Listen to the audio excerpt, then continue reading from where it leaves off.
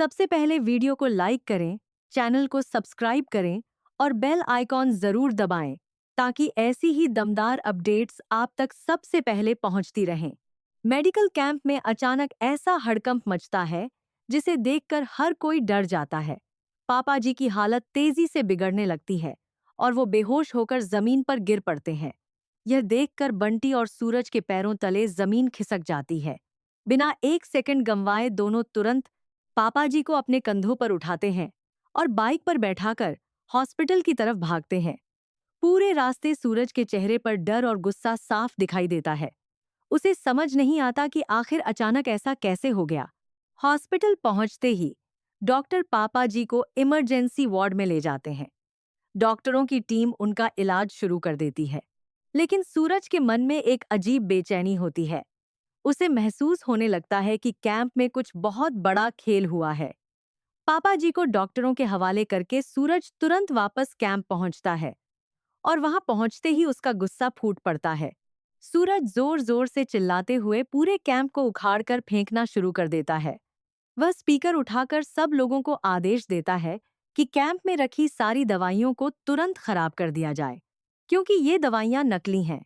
सूरज सबको बताता है कि अगर इन नकली दवाइयों में पानी डाला जाए तो उनका रंग बदल जाएगा।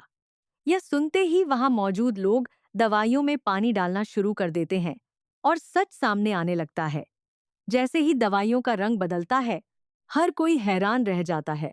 पूरे कैंप में अफरा तफरी मच जाती है। सूरज समझ जाता है कि किसी ने बहुत बड़ी साजिश रची है।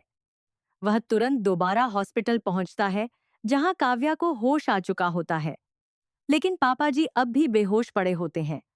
डॉक्टर बताते हैं कि उन्हें जो इंजेक्शन दिया गया था वह बेहद खतरनाक था और उसका असर बहुत गहरा है। यह सुनते ही सूरज का खून खौल उठता है। उसे यकीन हो जाता है कि यह सब कोई साधारण गलती नहीं, बल्कि सोची समझी चाल है।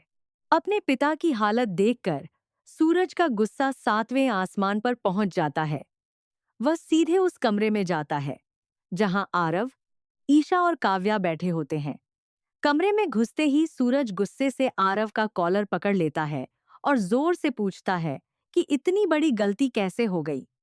सूरज कहता है कि अगर थोड़ी सी भी देर हो जाती तो वह अपना पूरा परिवार खो देता और इस सब का जिम्मेदार आरव है।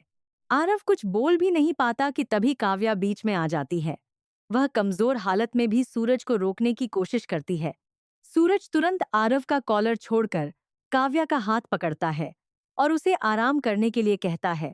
तब काव्या धीरे धीरे सूरज को सच बताने लगती है।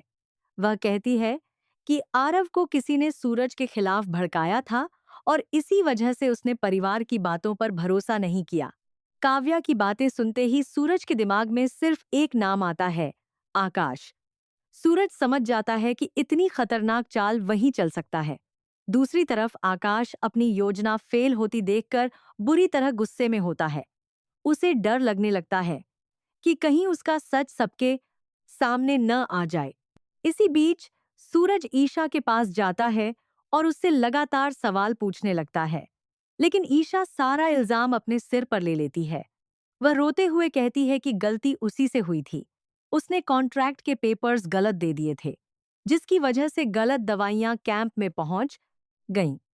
ईशा की बात सुनकर हर कोई हैरान रह जाता है, लेकिन सूरज को उसकी बातों पर भरोसा नहीं होता। असल में ईशा यह सब मजबूरी में कह रही होती है।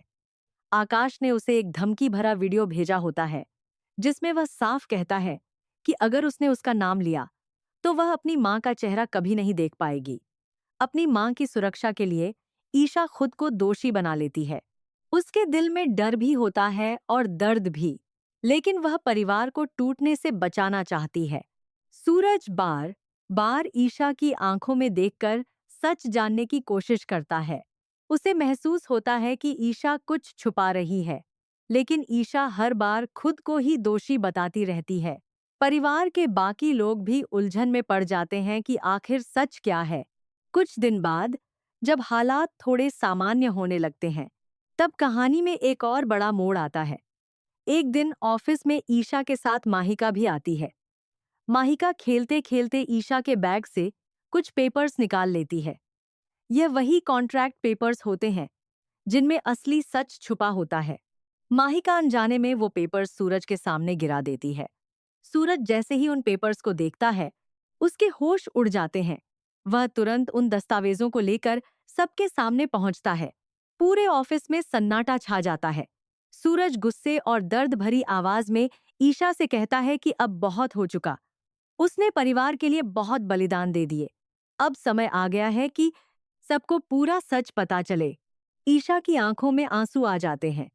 वह समझ जाती है कि अब सच ज्यादा देर तक छुप नहीं पाएगा। दूसरी तरफ आकाश को भी एहसास होने लगता है कि उसकी साजिश का पर्दाफाश होने वाला है। अब सबके मन में सिर्फ एक ही सवाल है, क्या ईशा आखिरकार आकाश का नाम लेकर पूरा सच बता देगी? क्या सूरज अपने परिवार के दुश्मन को सबके सामने बेनकाब कर पाएगा? और जब आकाश का सच सामने आएगा, तब परिवार का क्या होगा? दोस्तों, आपको क्या लगता है?